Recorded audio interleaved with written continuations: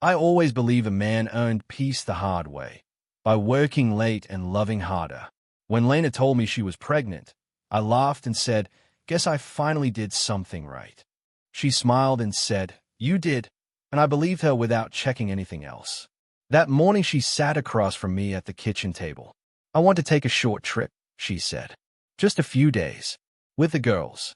I frowned. "Now? You're pregnant." "I know," she said quickly. "That's why. I need to clear my head before everything changes." I stirred my coffee. "Where?" "Just the coast," she said. "Nothing crazy." I nodded, even though my chest felt tight. "If that's what you need, go." She reached for my hand. "Thank you for trusting me." "I'm your husband," I said. "That's the job." Later that day, I met Mark for lunch. He slapped my shoulder and said, "So you're going to be a dad?" "I guess I am," I said. He grinned. "Marriage didn't scare you, but kids will." I laughed. "Lena's excited." "Is she?" he asked, chewing slowly. "Yeah," I said, "too fast." He raised an eyebrow. "You sound like you're convincing yourself." I shook my head. "She just needs space." Mark smirked. "Space is how people drift." "She's not like that," I said. "None of them are," he replied, then waved it off. "Relax. I'm joking." That evening, Lena's friend Claire came over to help pack. "Thanks for doing this," I said. She smiled but didn't look at me. "Of course." "So how long is the trip?" I asked. 2 weeks, Lena said. I blinked. "You said a few days." She hesitated. Plans changed. Claire cleared her throat. "We'll take care of her." I forced a smile. "I know you will." When Claire left, I asked, "Why didn't you tell me it was longer?" Lena sighed. "I didn't want to stress you." "I'm not stressed," I said. She touched her stomach. "I am." That night we lay in bed, backs not quite touching. "You'll call?" I asked. "Every day," she said. "Promise?" "I promise," she whispered. The next morning I drove her to the airport. She talked about baby names and colors. I nodded and said, "Blue looks good on you." She laughed. "You're nervous." "Just tired," I said. At the gate, she hugged me tight. "Don't overthink everything." "I don't," I lied. Claire stood nearby, phone in hand, eyes on the floor. I caught her glance once, then she looked away. Lena kissed my cheek. "I'll be back before you know it." "Be safe," I said. "I will," she replied. I watched her walk through security without looking back. Mark's words echoed in my head. "Space is how people drift." I shook it off. "You're being paranoid," I muttered. I drove home alone, telling myself love meant trust, even when something inside me kept whispering to pay attention. On the drive home, my phone rang. "Dad, life treating you okay?" my mother asked. "It feels real now," I said. "Are you happy?" she asked. "I think so." She paused. "Thinking is not knowing." "I know," I said, annoyed. "Lena's fine." "If you say so," she replied gently. "Call me later." That afternoon, Lena called. "We're boarding," she said. "So soon?" I asked. "Yeah," she said. "Listen, don't forget the vitamins." "I won't," I said. "You okay?" "I'm fine," she replied, then added, "Don't wait up." I hesitated. "I love you." She smiled through the phone. "Love you too." At work, Evan leaned over my desk. "So your wife's post," he said. "What post?" I asked. He showed me his screen. A beach photo, tagged in a city she hadn't mentioned. "She said coast," I said. Evan shrugged. "Looks fun." I forced a laugh. "Yeah." That night I texted Lena. "Me? Landed safe." "Huh? Yes." "Me? Hotel nice." "Huh? Busy now." I stayed at the screen. "Busy with what?" I typed, then erased it. I called Mark. "Am I crazy?" I asked. "For what?" he said. "For feeling weird." He exhaled. "Trust your gut, but don't accuse without proof." "I'm not accusing," I said. "Good," he replied. "Because once you start, you can't stop." Before bed, I folded baby clothes Lena had bought. I said out loud, "She loves me." The room didn't answer. I set an alarm to call her in the morning. As I lay there, I told myself again, "You're paranoid. She's coming back. Everything is fine." Before sleep took me, I replayed her last words. Everything will be okay, she had said. I answered the empty room. I trust you. I said it again, louder. I pictured her hand on her stomach, her smile steady. I ignored Claire's eyes, Mark's joke, my own tight chest. Trust felt like strength, not risk. I promised myself I would never doubt my wife, not even once. That promise settled heavy in my chest as I turned off the light, convinced love was enough to protect us both. I closed my eyes, believing tomorrow would prove me right about everything I feared. I woke up alone and said, "It's fine. It's just quiet." The room didn't answer. I checked my phone. No missed calls. I typed, "Good morning," then deleted it. 5 minutes later I sent, "Did you sleep okay?" She replied an hour later, "Yeah, busy day." I stayed at the screen. Busy doing what? I asked the phone. At work, my focus slipped. Mark texted, "You good?" I replied, "Just tired." At lunch, Evan sat across from me and said, "How's married life?" "Same," I said. "She's on a trip." "Oh," he said. "I think I saw her post." My chest tightened. "Post?" "Yeah," he said, scrolling. "She was tagged in a photo yesterday." "Where?" I asked. "Downtown Harbor," he said. "Cool spot." "That's not where she said she'd be," I muttered. Evan shrugged. "People change plans." "Yeah," I said. "They do." That night I called her. She answered on the fourth ring. Hey, I said. "You sound busy." "Just tired," she replied. "Did you have dinner?" "Yeah." "With who?" I asked. There was a pause. "Friends." "Which ones?" I asked. "Why are you asking like that?" she snapped. "I'm not," I said. "I just miss you." She sighed. "I can't do this right now." "Do what?" I asked. "Explain myself," she said, then hung up. I sat on the couch and replayed her voice. I told myself, "You're overthinking." I said it out loud. "Stop." The next day her texts got shorter. "Busy. Later. Talk soon." I asked, "Are you okay?" She replied, "Yes." I asked, "Is the baby okay?" She replied, "Yes." That was all. At night I talked to the empty kitchen. "She's just stressed." I poured a drink. "Pregnancy is hard."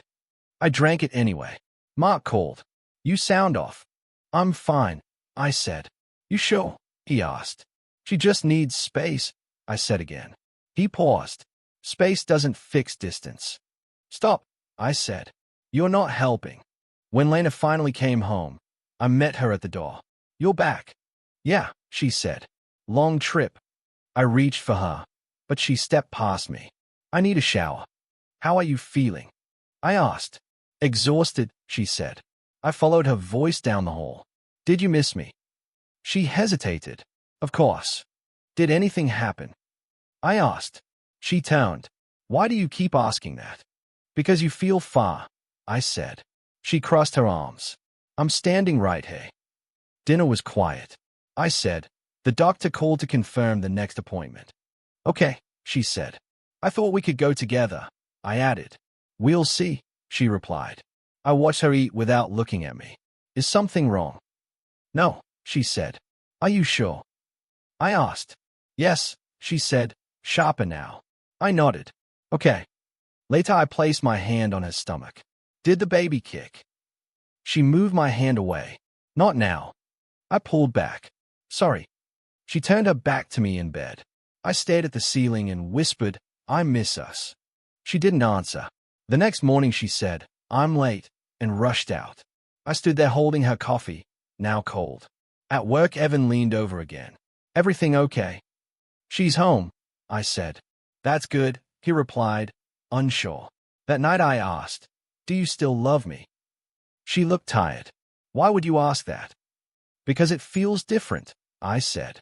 She rubbed her face. "I can't keep reassuring you. I just need honesty," I said. She didn't respond. I realized then that silence had weight. It pressed on my chest harder than shouting ever could. I sat there listening to everything she wasn't saying. The house felt smaller, like it was holding its breath. I understood something had cracked between us, quietly, without warning. No argument caused it. No fight explained it. It was just gone.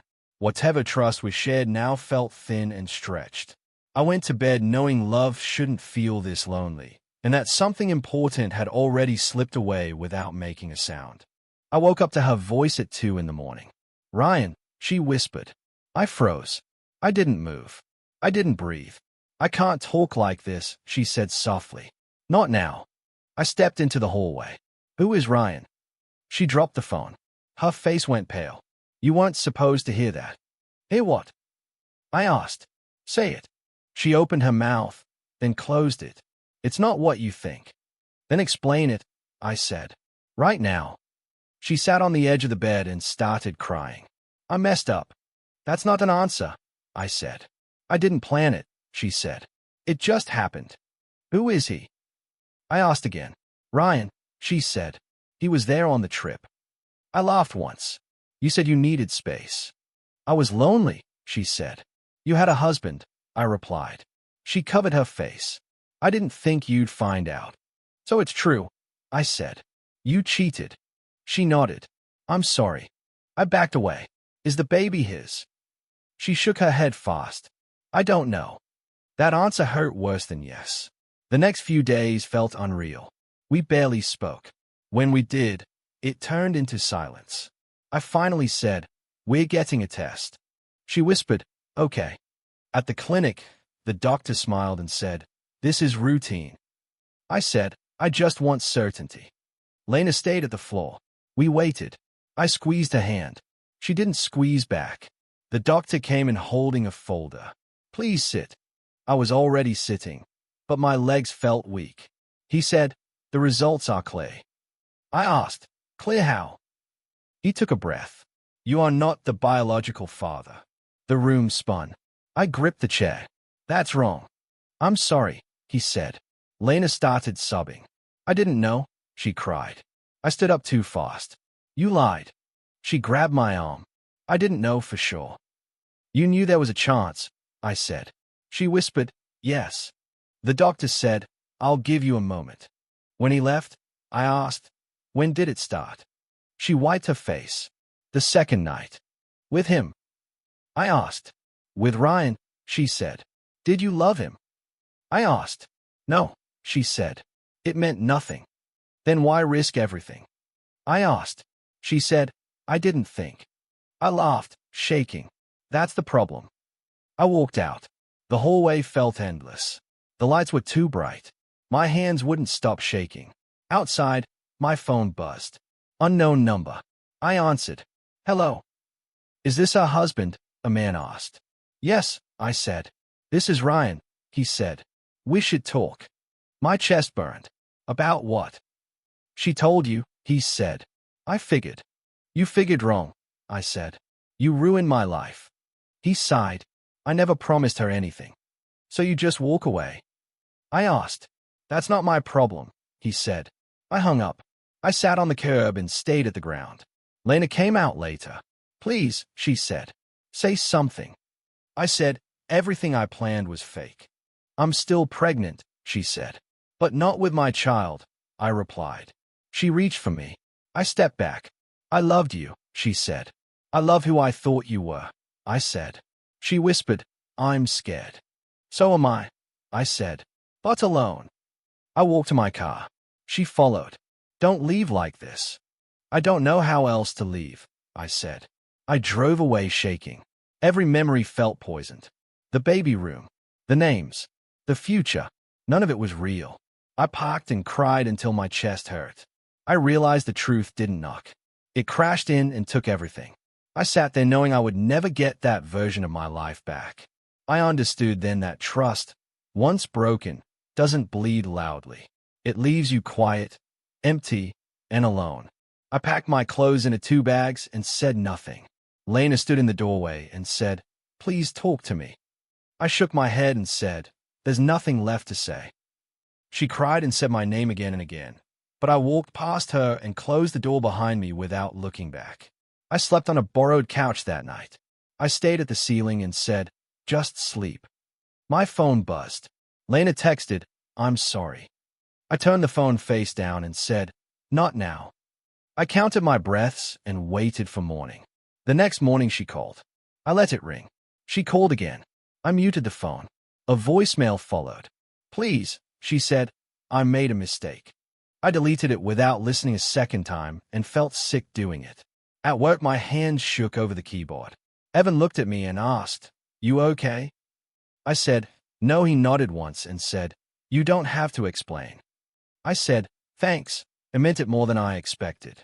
That evening, I met Mrs. Han in the hallway of my temporary building. She looked at my bags and said, "New start." I said, "Something like that." She said, "You look tired." I laughed and said, "I haven't slept." She said, "Come by if you need tea." I nodded. Nights were the worst. I sat in the dark and asked myself, why didn't you see it? I answered myself, because you trusted her. I said, why weren't you enough? I had no answer. I stared at the wall until my eyes burned. At the gym, Noah spotted me lifting too fast. "Slow down," he said. I said, "I need to feel something." He said, "Pain won't fix it." I said, "What will?" He said, "Time and discipline." I dropped the weight and sat down. Lena kept calling. One night I answered by accident. She cried, "Please don't shut me out." I said, "You already shut me out first." She said, "I'll fix this." I whispered, "You already broke it," and hung up with shaking hands. I imagined telling everyone the truth. I pictured her face when the lies collapsed. I said out loud, "Would that make you feel better?" The room stayed silent. I realized revenge sounded loud in my head, but empty in reality. Mrs. N knocked one evening and held out a container. "Soup," she said. I said, "Thank you." She looked at me and said, "You're still breathing." I nodded. She said, "That's enough for today." I believed her. I sat alone after she left and said, "I don't know who I am now." I answered myself, someone who survived. I thought about chasing answers, exposing her, screaming my pain. Then I said, "I'm tired." The anger felt heavy. The emptiness felt honest. Before sleeping, I blocked Lena's number. My finger hovered, then pressed confirm. I whispered, "I choose quiet." I didn't forgive her. I didn't forget what happened. I just decided to stop bleeding in public. For the first time since everything broke, I chose to rebuild myself instead of chasing the ruins. I woke up before my alarm and said, "Work is the only place that doesn't ask questions." I ran until my lungs burned, lifted until my arms shook, and answered emails like feelings didn't exist. Noah watched me rack the weights and said, "You're stronger than last week." I said, "I'm just quieter." He nodded. That's usually when people get dangerous. At work, I stayed late. Evan leaned over my desk and said, "You hear about Lena?" I didn't look up. "No. Ryan vanished," he said. "Deleted his accounts. Blocked her." I typed and said, "Okay." "Her friends aren't answering either," he added. I paused. "I'm not getting involved." "You don't have to," Evan said. "Life's doing it for you." That night my mother called. She reached out, she said. I closed my eyes. "I'm not ready." "She's scared," my mother said. I answered, "So was I." Lena showed up 2 weeks later outside the gym. She looked smaller, older, and tired. "Please," she said. "Just 5 minutes." I said, "Say what you need." "I lost everything," she said. "Ryan's gone. My cards are maxed. No one answers me." I waited. "I'm sorry," she said. "I don't want you back. I just need forgiveness." I looked past her. "Why?" "Because I can't live with what I did," she said. I said, "That's not mine to fix." She reached for me. I stepped back. "Say something," she begged. I said, "I'm listening." She cried. Cars passed. People stared. "Do you hate me?" she asked. I answered, "I don't trust you." She nodded. "That's fair." I said, "I'm not going to save you." "I know," she said. I walked inside. My phone buzzed. A mutual friend texted, "She's selling her ring." I typed, "Okay." At home, I cooked dinner and ate slowly. I said out loud, "I'm safe." Mrs. Han called from the hall. "You look calm," she said. I replied, "I'm empty." She smiled. Empty means room to fill. Days passed. Work paid. Sleep returned. The noise faded. Lena texted again.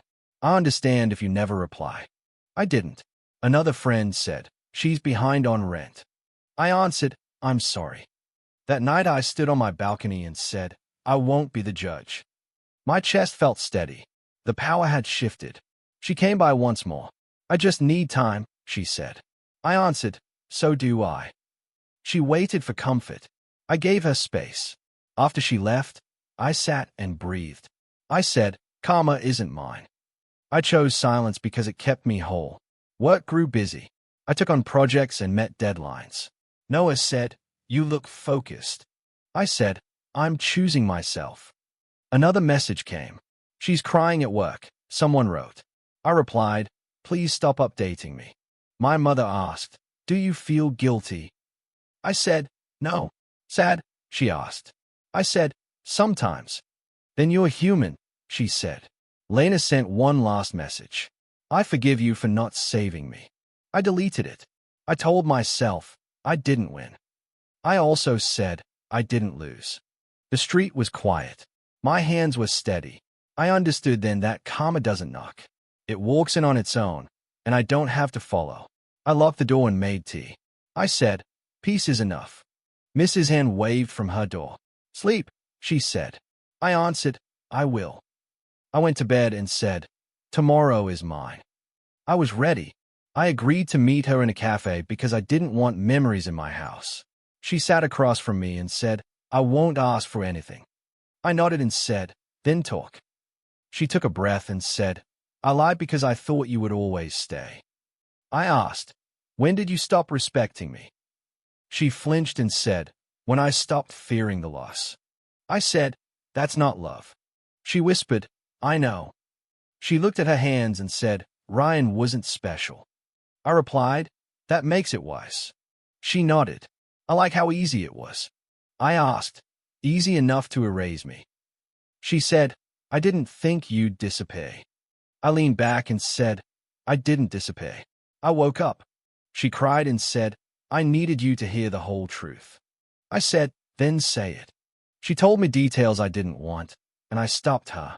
I don't need pictures, I said. I need reasons. She said, I was selfish. I asked, anything else? She said, I felt powerful. I smiled once. You mistook permission for power. She nodded again. I know. I said, I'm listening as a stranger. She swallowed. I took your trust for granted. I replied, trust isn't endless. She said, I believed you'd forgive me. I said, forgiveness doesn't rebuild respect. She whispered, I ruined us. I answered, you poisoned it. She looked up. Poison. I said, love without respect kills slowly. She asked, do you hate me? I said, no. She looked surprised. Then what? I said, I understand you. She shook her head. That's worse. I replied, it's final. She asked, can you ever see me again? I said, as someone I once knew. She cried quietly. I waited. When we stood to leave, a voice said my name. I turned and saw Ryan. He looked smaller than I imagined. We need to talk, he said. I answered, no, you need something. He said, I'm in trouble. I laughed. That's not my problem. He said, she told me you're fair. I said, fair doesn't mean foolish. He asked, can you help? I replied, I already did. He frowned. When? I said, when I walked away. He tried again. I didn't mean for this to blow up. I said, you meant for it to benefit you. He said, I panicked. I answered, so did I. He asked, then you understand. I said, I chose better. He stepped closer. I'll fix it. I said, you can't. He lowered his voice. She needs support. I replied, so do consequences. He looked at Lena. She looked away. I said to him, leave. He hesitated. Please. I said, go. He left without another word. I turned to Lena. She said, that's who he is. I replied, I know. She asked, and who are you now? I said, someone who doesn't need revenge. She looked confused. Then what do you need? I said, clarity. She wiped her eyes. I wanted you to punish me. I said, punishment keeps us connected. She asked, isn't silence cruel? I answered, silence is clean. She nodded slowly. Thank you for listening. I said, thank you for telling the truth. She stood and said, goodbye. I said, goodbye. I walked home calm. I said to myself, closure isn't loud. I felt no urge to chase or destroy. I understood everything clearly. That clarity closed the door without slamming it. I didn't need karma or revenge. I needed truth, and I had it. The lawyer slid the papers across the table and said, this is final. I picked up the pen and said, I'm ready. He asked, any questions? I said, no. I signed my name slowly, carefully, like it still meant something. He nodded. You're free.